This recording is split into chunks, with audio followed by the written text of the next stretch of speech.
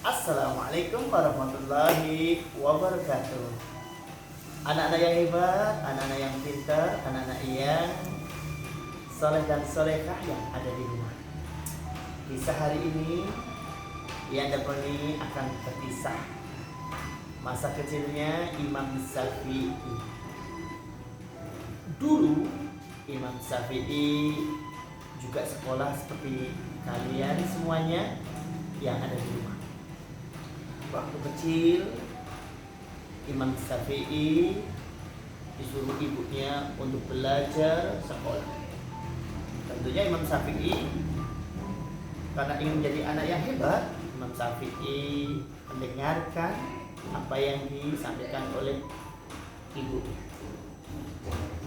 Nah, kamu harus pergi ke sekolah agar kamu menjadi anak yang hebat, agar kamu menjadi dokter, agar kamu menjadi tentara, agar kamu menjadi polisi, agar kamu menjadi orang yang hebat.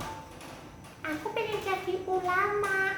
Ternyata Imam Syafi'i ingin menjadi seorang ulama, orang yang belajar agama dengan sungguh-sungguh. Lah terus bagaimana Bu? Aku belajar dengan siapa? Lalu ibunya memberitahu, belajarlah kamu bersama guru yang ada di sana. Siapa Bu nama gurunya? Namanya Imam Malik. Oh, Imam Malik. Baiklah Bu. Hari pergantian. Waktunya tiba, Imam Syafi'i siap-siap ingin berangkat sekolah. Tapi Imam Syafi'i ini adalah keluarga yang sangat sederhana. Kenapa teman-teman semuanya? Kok sederhana? Ternyata Imam Syafi'i ini sekolah tidak pakai sepatu, tidak pakai tas, lalu tidak pakai seragam. Imam Syafi'i berangkat tidak diantar oleh ibunya dengan membawa kertas bekas yang dicari oleh ibunya. Ibunya mencarikan kertas-kertas bekas itu di mana anak-anak? Di mana teman-teman? Ternyata ibunya mencarinya di tempat sampah. Ibunya mengumpul satu persatu, mengambilnya, mencari di tempat sampah. Lalu dibawa pulang, diberikan kepada anaknya Syafi'i. Nah, ini bawa buku ini nak, bawa kertas ini nak, agar kamu bisa mencatatnya.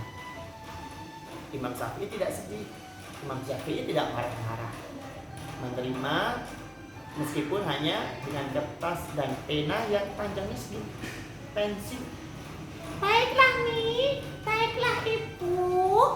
Meskipun aku membawa kertas ini dan pensil kecil, aku tetap semangat biar sekolahku biar hebat. Ya sudah, aku berangkat dulu ya Umi. Assalamualaikum. Waalaikumsalam. Cium tangan. Ini jangan lupa, anak-anak yang ada di rumah, kalau mau berangkat sekolah, mau kemana saja harus pamit dengan ayah dan ibu, dan harus dicium. Berangkat berjalan sampailah ke rumah gurunya. Siapa guru Imam Syafi'i? Imam Malik. Sesampai di rumahnya, Imam Syafi'i ketuk pintu. Assalamualaikum. Waalaikumsalam. Siapa yang ada di luar? Aku guru Imam Syafi'i. Oh, tunggu dulu nak. Dibuka pintu. Ada apa nak? Guru, apakah benar guru namanya Imam Malik? Benar. Kenapa kamu kesini? Aku pengen belajar guru. Baiklah, silakan masuk ke dalam ruangan. Masuk ke dalam rumahnya, ke dalam ruang untuk belajar. Sampai masuk di dalam, lalu Syafi'i bersama teman-temannya yang lain, mereka duduk bersama-sama, lalu mengeluarkan buku belajar segera dimulai. Imam Syafi'i Melihat ke kanan dan ke kiri ternyata bukunya bagus-bagus. Tapi Syafi'i bukunya hanya kertas bekas.